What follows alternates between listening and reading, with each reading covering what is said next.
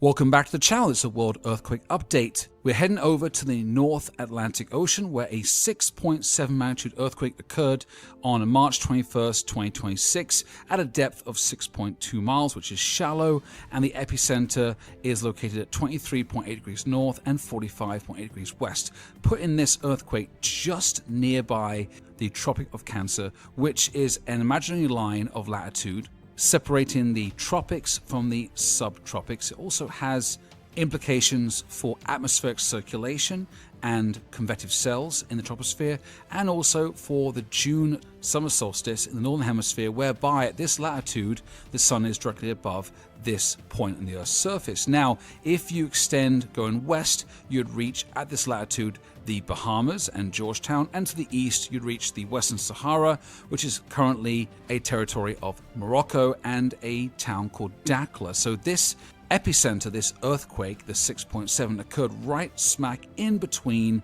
Africa and North America, around 2,000 miles away from New York City. Now, this earthquake is special because it occurred along the Mid-Atlantic Ridge, a part of the much larger divergent plate boundary system of ridges and rises, both oceanic and continental, which extend around the world, forming a constructive plate boundary or margin whereby the lithospheric plates are formed from cooling basalt of rising magma from the asthenosphere through the thin oceanic crust. In this case, the earthquake denotes a boundary between the North American plate to the west and the African plate to the east. Now, this mid-ocean ridge is interconnected with multiple and numerous strike-slip transform faults which connect the different areas that are divergent, which are spreading. Now, this earthquake occurred along one of those small strike-slip transform plate boundaries between the North American plate and the African plate.